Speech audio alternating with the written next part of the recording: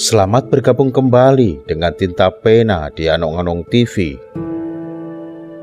Di edisi kali ini, Tinta Pena akan menceritakan tentang salah seorang mubalik di tanah Cirebon yang bernama Kilobama.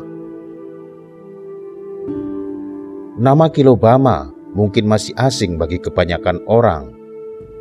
Namun nama tersebut bagi warga desa Mundu, Kabupaten Cirebon tidaklah asing.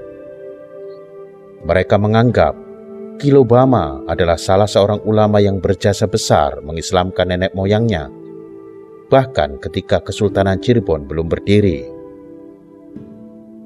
Bagaimana kisahnya? Selamat menyaksikan.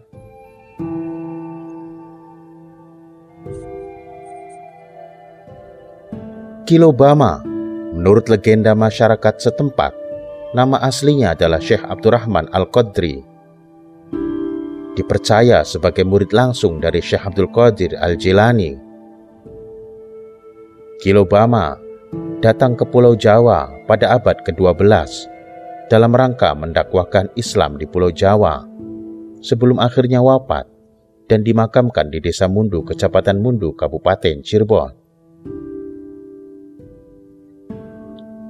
Syekh Abdul Qadir Jailani dalam sejarah Islam merupakan ulama kenamaan yang ajaran-ajarannya masih dipakai hingga kini.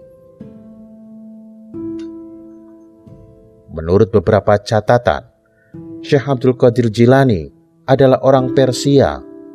Meskipun begitu, ada juga yang berpendapat bahwa Syekh Abdul Qadir Jilani adalah orang Kurdi. Syekh Abdul Qadir Jilani diperkirakan lahir di selatan Laut Kaspia, Mazandaran atau Iran pada tahun 1077 dan wafat di Baghdad, Irak pada tahun 1166 Masehi.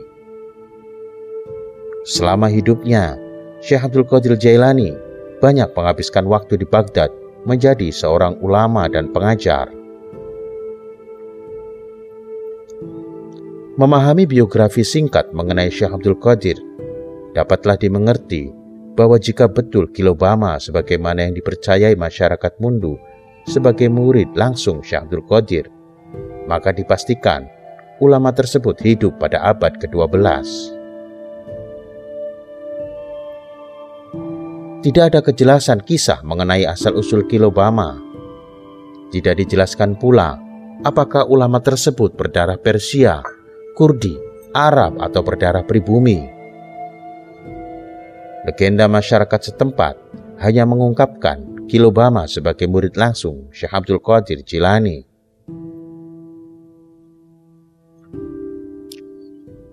Dalam mendakwahkan ajaran-ajaran kebajikan, Syekh Abdurrahman Al-Qadri dikenal sebagai seorang yang luas pengetahuannya, sehingga masyarakat Sunda yang kala itu mendiami wilayah Mundu sangat mengaguminya.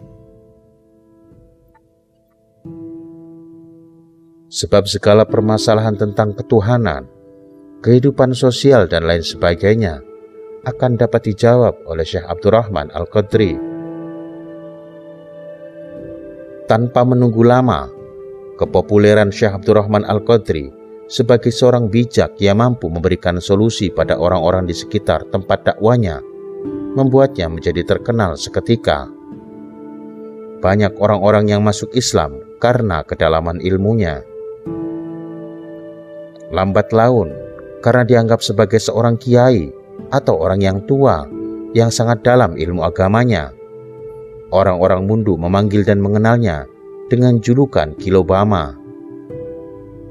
Dalam bahasa Sunda, Ki atau Aki bermaksud orang yang sepuh, sementara Lobama berasal dari dua kata, yaitu loba dan agama.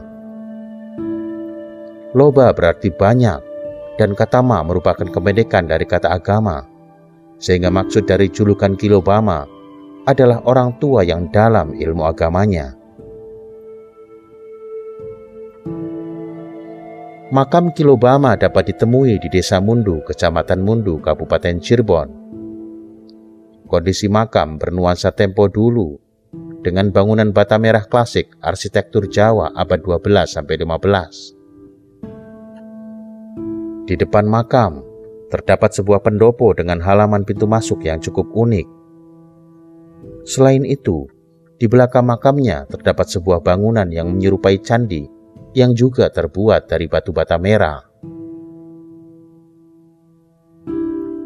Di area pemakaman Kilobama, banyak juga makam-makam penduduk sekitar, baik yang lama maupun yang baru. Di area pemakaman tersebut juga terdapat makam Pangeran Bratakelana, anak Sunan Gunung Jati, yang wafat dibegal di tengah lautan oleh perompak. Jika menurut legenda, masyarakat Kilobama adalah murid dari Syekh Abdul Qadir, maka tidak demikian menurut naskah Pustaka Raja-Raja Ibumi Nusantara, Parwa II Sarga IV. Menurut naskah ini, Kilobama adalah Ki Gedeng Mundu, murid dari Sunan Gunung Jati. Demikian kisah penyebar ajaran Islam di tanah Pasundan, khususnya di wilayah Cirebon, yang bernama Kilobama.